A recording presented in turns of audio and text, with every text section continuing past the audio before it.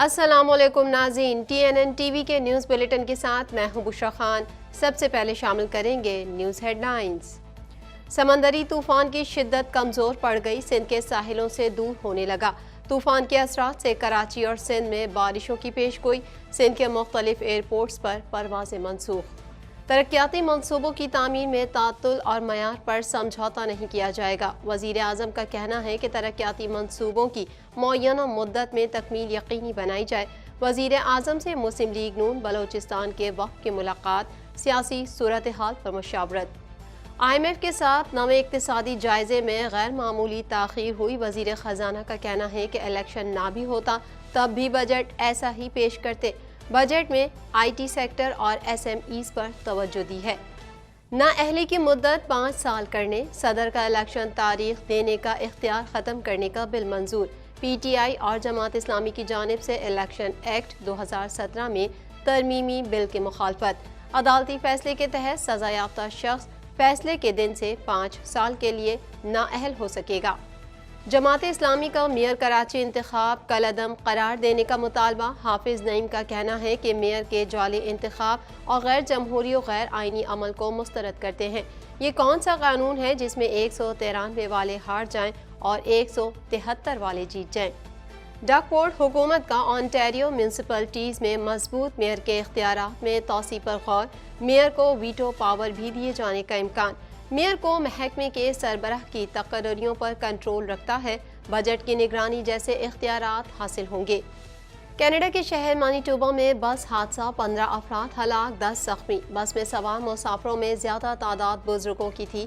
Canadian وزیر اعظم کا واقعے پر افسوس کا اظہار۔ انوائرمنٹ کینیڈا کی جانب سے ٹورنٹو میں گرج چمک کے ساتھ بارش کا امکان۔ انوائرمنٹ کینیڈا کے مطابق شہر میں ویکینڈ پر دھوپ نکلی رہے گی۔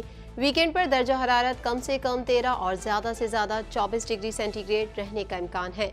یونان میں تارکین وطن کی کشتی ڈوب گئی، 79 افراد ہلاک، 104 تارکین وطن کو ریسکیو کر لیا گیا۔ ریسکیو کیے جانے والوں میں سے 1 درجن کی حالت تشویشناک بتائی گئی ہے۔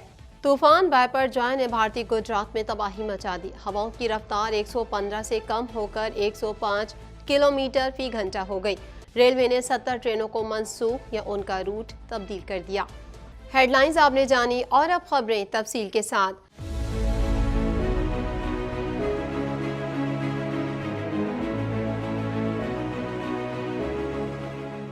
پونے 2 کروڑ کی آبادی پر مشتمل کراچی میٹروپولیٹن سٹی میں صحت کے حوالے سے ہسپتال تو بہت، لیکن فزیو تھراپی سینٹر نایاب ہیں۔ الحمدللہ ہم نے اس کمی کو پورا کرتے ہوئے گلستان جوہر میں زبیداس فزیو تھراپی سینٹر کا آغاز کر دیا ہے۔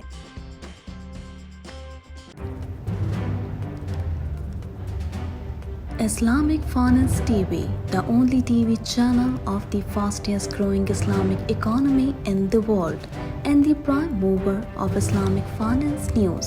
Follow us on our social media handles and watch our reports and educational program at www.islamicfinancetv.com. For advertisement, please contact us at islamicfinancetv@gmail.com.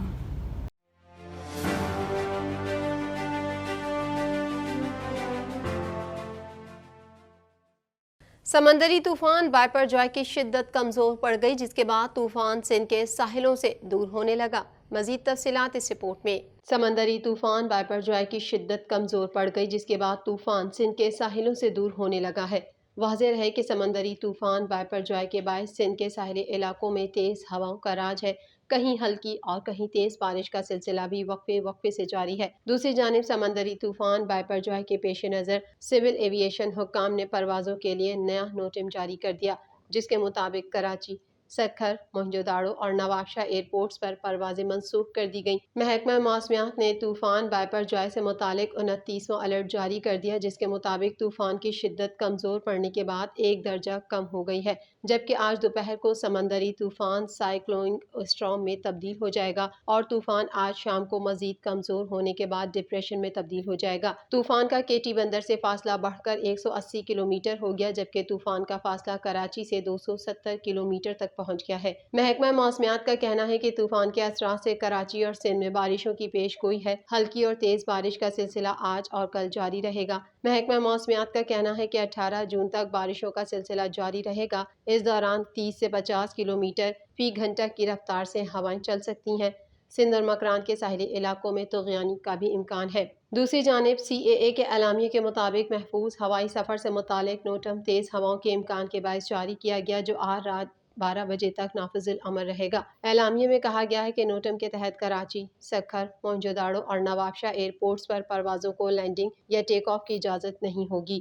وزیر اعظم کی زیر صدارت اسلام آباد میں جاری بڑی ترقیاتی منصوبوں پر جائزہ اجلاس ہوا۔ اجلاس کے دوران میاں شہباز شریف نے ترقیاتی منصوبے بروقت مکمل کرنے کی تلقین کی۔ مزید جانیں گے اس رپورٹ میں۔ وزیر اعظم کی زیر صدارت اسلام آباد میں جاری بڑی ترقیاتی منصوبوں پر جائزہ اجلاس ہوا۔ اجلاس کے دوران میاں شہباز شریف نے ترقیاتی منصوبے بروقت مکمل کرنے کی تلقین کی۔ وزیر اعظم میاں شہباز شریف نے کہا ہے کہ ترقیاتی منصوبوں کی تعمیر میں کسی قسم کا تعطل قبول نہیں، معیار پر کسی قسم کا سمجھوتہ نہیں کیا جائے گا۔ میاں شہباز شریف کا کہنا تھا کہ ترقیاتی منصوبوں کی تعمیر میں کسی قسم کا تعطل قبول نہیں، ترقیاتی منصوبوں کی معینہ مدت میں تکمیل یقینی بنائی جائے۔ وزیر اعظم نے کہا کہ چیئرمین کیپٹل ڈیولپمنٹ اتھارٹی تعمیراتی کام کی خود نگرانی کر کے معیار کو یقینی بنائے۔ ترقیاتی منصوبوں کی لینڈ اسکیپنگ پر خصوصی توجہ دی جائے۔ ترقیاتی منصوبوں کی لینڈ اسکیپنگ کرتے وقت بین الاقوامی معیار کو مد نظر رکھا جائے۔ دوسری جانب وزیر اعظم محمد شہباز شریف نے جعفر خان مندوخیل کی زیر قیادت مسلم لیگ نون بلوچستان کے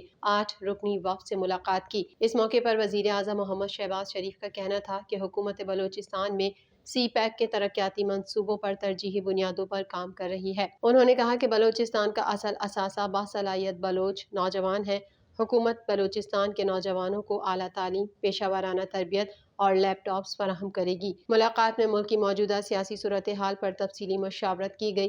وفد نے آئندہ مالی سال کے بجٹ میں بلوچستان کے لیے خصوصی منصوبے شامل کرنے پر وزیر اعظم سے اظہار تشکر کیا۔ لیگی وفد میں جمال شاہ کاکڑ، سردار یعقوب ناصر، آغا شاہ زیب درانی، عامر افضل مندوخیل، چودھری نعیم، نصیر اچکزئی اور ذہین خان کاکڑ شامل تھے۔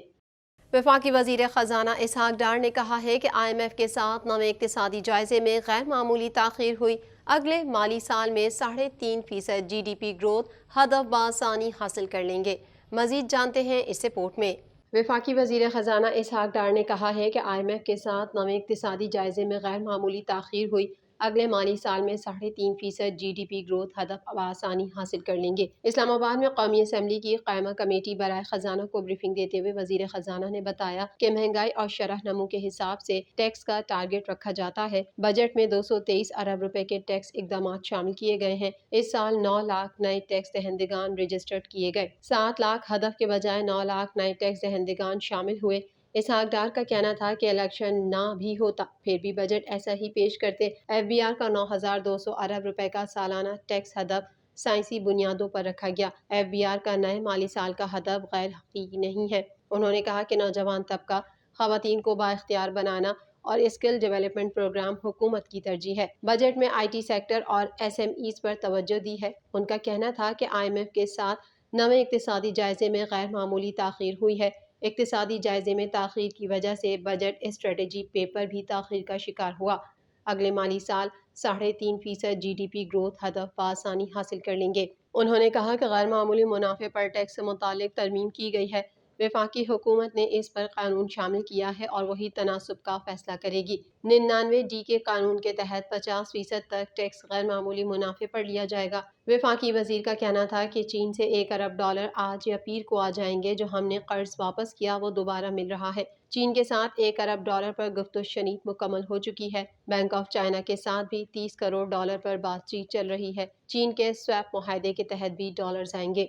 سینٹ میں الیکشن ایکٹ 2017 میں ترمیم کا بل منظور کر لیا گیا۔ انتخابات کی تاریخ دینے کا اختیار صدر مملکت سے واپس لے لیا گیا۔ مزید تفصیلات اس رپورٹ میں۔ سینٹ میں الیکشن ایکٹ 2017 میں ترمیم کا بل منظور کر لیا گیا۔ انتخابات کی تاریخ دینے کا اختیار صدر مملکت سے واپس لے لیا گیا۔ سینٹ میں چیئرمین صادق سنجرانی کی زیر صدارت اجلاس ہوا، جس میں وزیر مملکت شہادت ایوان نے الیکشن ایکٹ 2017 میں ترمیم کا بل پیش کیا، جس کو کثرت رائے سے منظور کر لیا گیا۔ بل کے مطابق الیکشن ایکٹ کی سیکشن 57 میں ترمیم کی گئی ہے، جس کے تحت الیکشن کمیشن نیا شیڈول اور عام انتخابات کی تاریخ کا اعلان کرے گا، جبکہ الیکشن پروگرام میں ترمیم بھی کر سکے گا۔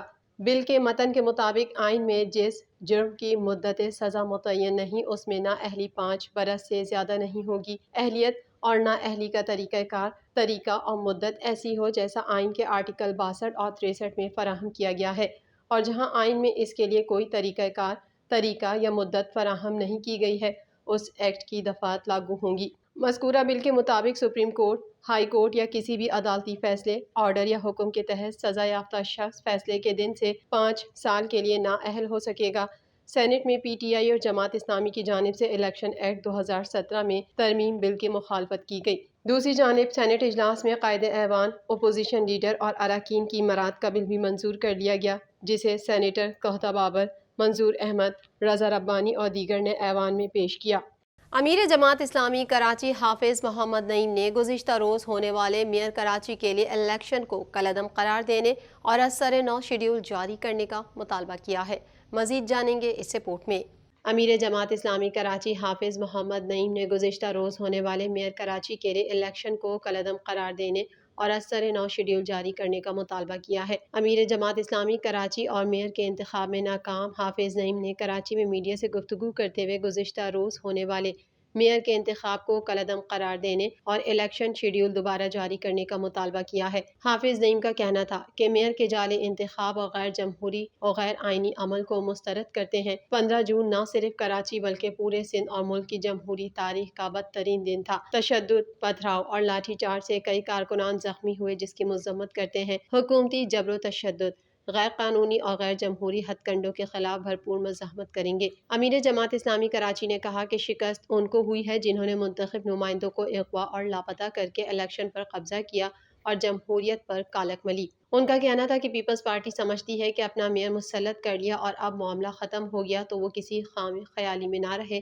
یہ کون سا قانون ہے جس میں 193 والے ہار جائیں اور 173 والے جیت جائیں؟ واضح رہے کہ گزشتہ روز آرٹس کونسل میں ہونے والے الیکشن میں پی پی کے مرتضی وہاب 173 ووٹ لے کر میئر کراچی منتخب ہو گئے تھے، جبکہ ان کے مد مقابل حافظ نعیم کو 161 ووٹ ملے تھے۔ شو آف ہینڈ کے ذریعے ہونے والے اس الیکشن میں کے ایم سی کے 366 کے ایوان میں 332 ممبران نے شرکت کی تھی اور پی ٹی آئی کے 30 سے زائد اراکین ووٹ ڈالنے نہیں آئے تھے۔